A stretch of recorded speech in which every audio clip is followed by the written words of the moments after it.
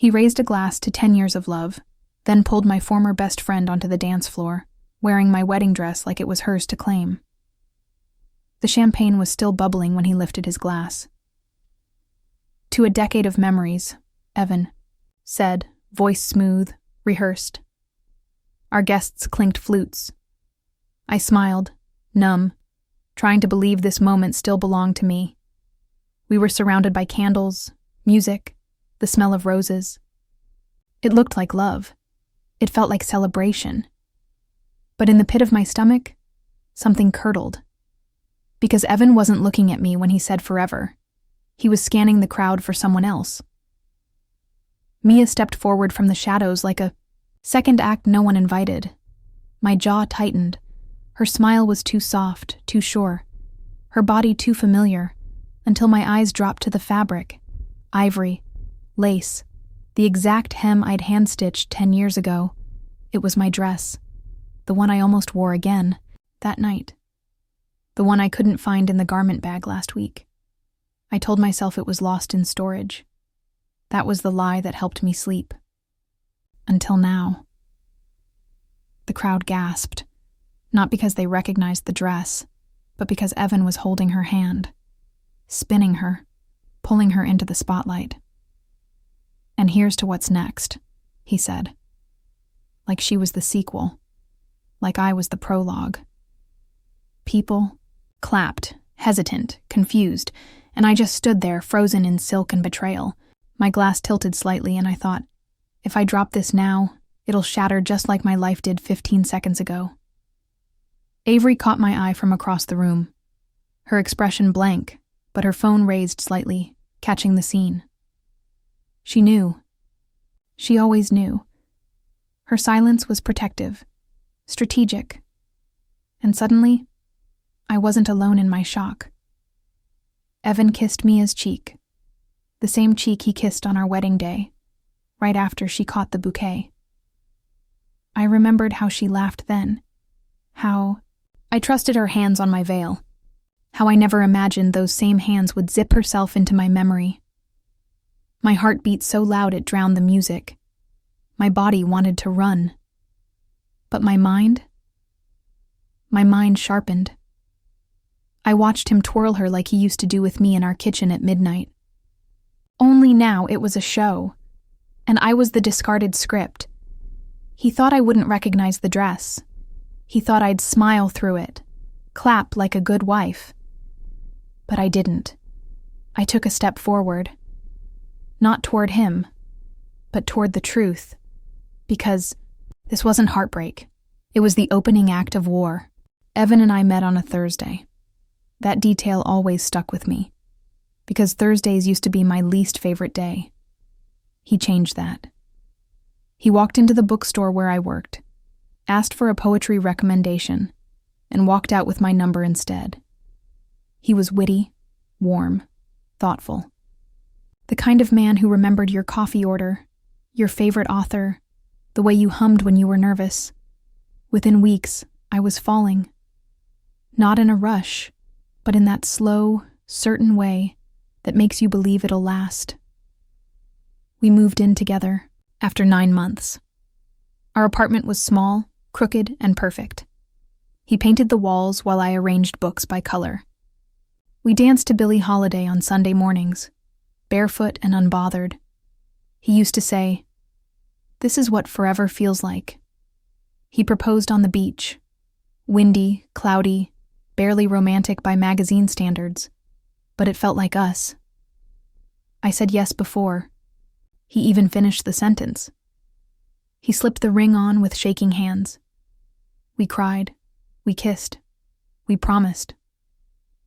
I wore my mother's dress at our wedding, a lace beauty she'd saved for decades. I altered it myself, hours of needle pricks and trial fittings. Evan cried when he saw me in it, said I looked like the start of everything. Mia was a bridesmaid, my closest friend back then. She held my veil, handed me tissues, toasted to a love that makes the rest of us believe again. I meant every word of my gratitude to her. She meant none of hers to me. The first few years were magic. Anniversary trips, new recipes, shared secrets at 2 a.m. We built a language that only we understood. He gave me a nickname I still flinch at when strangers use it. That's how deep his reach was. We had our routines. Sunday bagels, movie nights, with homemade popcorn, Valentine's Day scavenger hunts. I lived for those rituals. For the way he made love feel like a certainty, not a gamble. When I asked if we should throw a party for our 10th anniversary, he lit up. "Of course," he said. "Let's go big." I smiled, because we never really celebrated ourselves, publicly, and it felt like a new chapter. I didn't know it was a funeral in disguise. He planned most of it. Said he wanted me to relax. I let him. That's how much I trusted him. That's how little I knew about what was being planned for. Me, not with me. A week before the party, I looked for my dress. The wedding dress. I wanted to surprise him by wearing it again. It wasn't in the garment bag. He said maybe we donated it by mistake during spring cleaning. I believed him. I wore silver instead. Sleek. Elegant. I thought I looked beautiful. He said I did, and then he brought her out, wearing the dress he swore was gone. Looking back, the signs weren't loud. They were quiet, polite, disguised as stress, as distraction, as just busy. But red flags don't need to wave. They whisper. And I heard them long before I admitted it. Evan started texting more, smiling, at his phone like it knew a joke I didn't. When I asked, he said it was work, that the campaign launch was intense, that clients needed hand-holding. I nodded, even though my gut clenched tighter each time. He spent more time at the office, late hours, early starts. He used to call me on his way home. He stopped, said the drive was his decompression time. I told myself that made sense, but I hated the silence. Mia resurfaced subtly. Instagram likes, comments on his posts, a tagged photo at a bar I didn't know he'd gone to. When I asked, he said, "She's just going through stuff. I'm being a friend." I knew that language. I'd used it before, when I was hiding things. He began suggesting changes to the anniversary party. "Let's do something more modern. Do you really want old photos up? Maybe don't wear white again. It's cliché." Each note chipped away at my excitement. I laughed it off. I didn't want to seem sentimental. The week before the party, I found a crumpled receipt in his coat pocket. Dry cleaning. One item. Custom vintage lace gown. I held it in my hand for a long time. My heart knew before my brain caught up. I confronted him, softly. "What's this for?" He smiled, easy. "It's for a photo shoot Mia's helping with. She borrowed something of her mother's. I offered to help get it cleaned." The lie rolled off his tongue like it lived there. He didn't touch me much that week. Not with coldness, just distance. Like someone playing a role and forgetting their lines. I chalked it up to nerves. Told myself love was still there, just tired. Love gets tired sometimes, right? The night before the party, he slept in the guest room. Said he wanted me to have space. "You deserve to feel like a bride again," he said, smiling. I believed him, because he was always good at giving you the words you needed, while stealing, the ones that mattered. Avery asked if I was nervous. I laughed. Why would I be? She looked at me like she wanted to say something, but didn't, and maybe that was the moment I knew. Something was wrong. But I wasn't ready to face it. The morning of the party, he brought me coffee in bed, kissed my forehead, told me I looked beautiful, even though I was still in pajamas. I smiled, because I didn't know I was being kissed by a man rehearsing. Goodbye. When we arrived, the venue looked like a dream. Our dream, photos, flowers, friends. Except it wasn't our dream. It was his stage. And I was standing on the trap door. He raised a glass. And then he raised her, and the flags stopped whispering. They screamed. The moment her heel hit the floor, I knew. Not just what had happened, but how long it had been happening. Because that wasn't improvisation. That was choreography. Evan didn't just betray me. He rehearsed it. Mia twirled once, smiling like she earned the applause, like she forgot she was wearing someone else's history. The room was stunned into politeness. A few guests clapped. Most just stared at me, unsure whether to smile or speak. Evan extended a hand toward her. "You all remember Mia," he said, voice light, eyes shining. "She's been through a lot. I wanted tonight to include everyone who's meant something to us over these 10 years. Us." The word burned. I looked down at my silver dress, chosen because my original was lost. And there it was. Not lost, just reassigned. On her body. On display. A relic of my joy, repurposed for their drama. Mia didn't look at me. She looked everywhere but me. Like the guilt had found its seat, and she was pretending it hadn't RSVP'd. Her silence screamed complicity. But Evan's smile, that was the weapon. I heard whispers ripple across the tables. Avery stood frozen, her phone still raised. My mother's hand clutched her chest. Mark, the best man from our wedding, just shook his head, looking away. And me? I laughed, one sharp breath that sounded like a sob.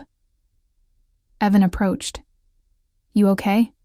he asked quietly, like this was a surprise, like he hadn't orchestrated every second. I stared at him. "You gave her my dress," I said, voice flat. "You gave her me." His face changed then, just a flicker. He leaned in. "Chloe, don't make this a thing. It's a party. Let's not create a scene. Let's not create a scene." As if the scene wasn't already spinning around me in heels and ivory lace. I stepped back. My heart pounded so hard I could hear it over the music. "You planned this," I whispered. "Every second of it." He opened his mouth, but I wasn't listening anymore. I was watching him, the man I loved, and seeing a stranger in his place. Mia finally looked at me, and in her eyes I saw it. Not pride, not remorse, but relief. Like the performance was done, and she could finally stop hiding. Like she thought I wouldn't fight. I turned away and walked toward the exit. Each step felt like glass, like leaving behind the version of me who still thought love meant protection, still believed marriage meant loyalty, still trusted the man who just gave my memories to someone else. People moved out of my way, silent, unsure.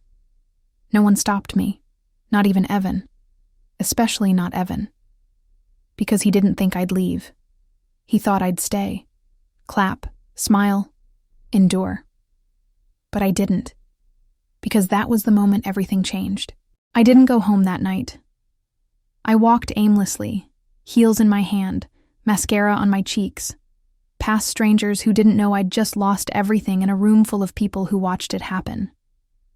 I ended up at a hotel I didn't remember checking into. The front desk woman looked at me like she wanted to ask if I was okay. She didn't. She handed me a key with soft fingers, and I climbed into a room that smelled like antiseptic and disappointment. I sat on the bed in that silver dress, now wrinkled, wine-stained from someone's toast. My phone buzzed nonstop. Evan, Avery, my mother, even Mark, all asking if I was okay. Not what the hell happened. Not how could he do this. Just, "Are you okay?" I wasn't. I stared at the ceiling until morning. Every scene replayed in my head like a violent slideshow. The toast, the dress, Mia's smile, the sound of my own silence. How small I felt in that ballroom full of candles and lies.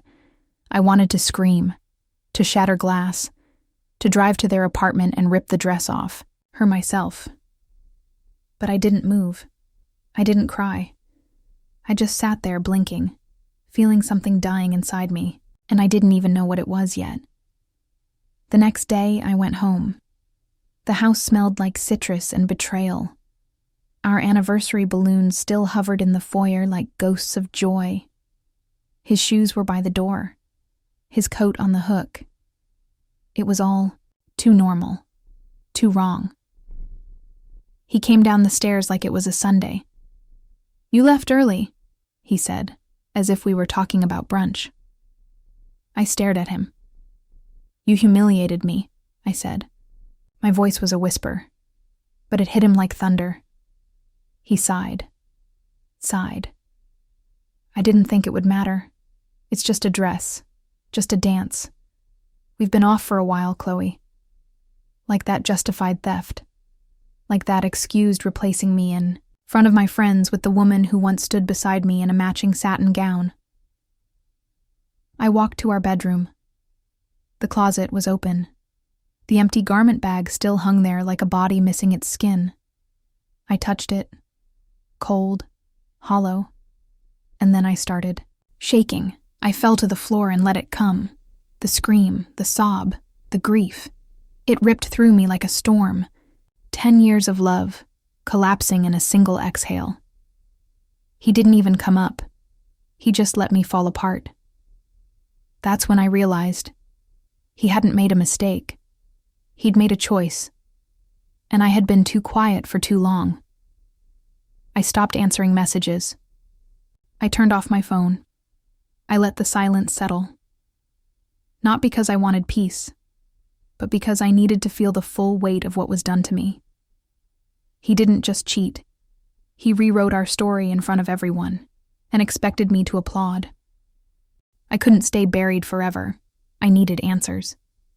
So I turned to Avery, the one who recorded the moment. She handed me her phone. Video clips, screen grabs of silent stares, Mia's dress in close-up. Each image hit like evidence in a trial. I'd never asked to open. Next, I reached out to Mark. He was still a loyal shadow, someone who witnessed everything from the sidelines. He told me Mia had tried the dress on weeks ago, claimed she borrowed it, then returned it. Except, it never returned. And the secret photos confirmed. She wore it only that night, on his arm. I asked Evan for the dress bag. He offered excuses. It went missing during cleaning. His voice didn't waver. Not once. That was the moment I realized. He planned this. I wasn't imagining it. He scripted it. I scrolled through texts on my own phone. Messages between him and Mia. Late-night emojis, misuse, coy teases. He lied to my face when he said they were just friends. The proof glowed on my screen like betrayal in neon. I had everything. The video, the photos, the texts, the story from Mark. I didn't want revenge. I wanted justice. I wanted him to feel the heated weight of exposure. Carefully, I organized. In folder named, "They Stole My Anniversary." I reached out to my lawyer friend. We drafted a plan, a discreet call to Mia's partner, so he'd know who was wearing his wife's wedding dress with her husband. A subtle blog post about reclaiming power after betrayal, anonymous but pointed. I scheduled a meeting with my planner, the one organizing the party. She confirmed the photo shoot he had quoted Mia for, with no real purpose. It was a distraction, a lie. Another layer of the performance. That night, I walked past my closet. The original bag was gone, but the hanger remained. Empty, haunting. I took a photo, added it to the folder. A ghost of the dress that told a story even when it was absent. I asked Avery to update her video with timestamps and clips. To slow it down when his hand gripped hers, when my face dissolved. I watched it back, not to relive pain, but to hold the truth steady in front of my eyes. It was mine again. He reached out, again, via text. Let's talk. I didn't respond. Because no amount of conversation could remove trace evidence. No matter how eloquent his apologies, he'd performed before witnesses, and now, I was the one telling the story. I closed the folder, shut off my computer, and took a deep breath. This wasn't just about one night. It was about every moment I didn't prioritize myself, about every time I believed love meant staying silent. That night, I made a decision. I wasn't just reclaiming a dress or a party. I was reclaiming my power. I didn't scream. I didn't throw drinks or burn dresses. I planned, quietly, intentionally. Because the best revenge doesn't make noise, it makes impact. I started with a group message to our closest friends, the ones who toasted us, who smiled through my humiliation. Attached was a video, a highlight reel, courtesy of Avery. It showed Evan's toast, Mia's entrance, and then me. My face, my stillness, the shock, the betrayal. And finally, Evan's hand on her back like she belonged there. The message was simple. This was our anniversary. He planned it. She wore my dress. Let that sink in. No anger, no explanation, just truth, cold and undeniable. Next, I uploaded a blog post to our shared anniversary website, the one Evan insisted we build for photos and memories. I titled the post, 10 years, 1 stage, 2 performers. It was anonymous in tone, but crystal clear in content. Then came Mia's partner. I sent him the photos, the texts, the timeline. No commentary, just, thought you should know who wore my wedding dress last Saturday. His reply was one word, unbelievable, and then, thank you. By morning, the ripple had begun. Mutual friends pulled back from Evan. Family members called, confused, apologetic. My mother cried. Avery received texts from people who said they were sorry for not seeing it sooner, for clapping, for not stopping it. Evan called. I let it ring. Then I blocked him. The man who used to know my heart no longer had access to my voice. That silence, that was my justice. Mia posted a cryptic quote about misunderstood moments. Comments flooded in.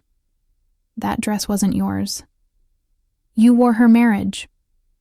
What kind of woman agrees to that? She disabled comments within hours. The truth had its own voice now. I returned to the venue with Avery.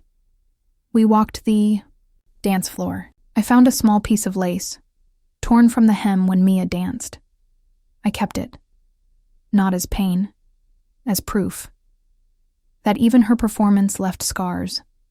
I framed it in shadowbox glass and placed it on my new apartment's mantel. Next to it, a candle. Not for mourning, for memory. Because I survived that night. And now, I'd remember it on my terms. Evan tried to send flowers. A letter. I lost my way, it said. I never stopped loving you. I sent it back, unopened, because this wasn't about love anymore. It was about dignity. He toasted us. He betrayed us.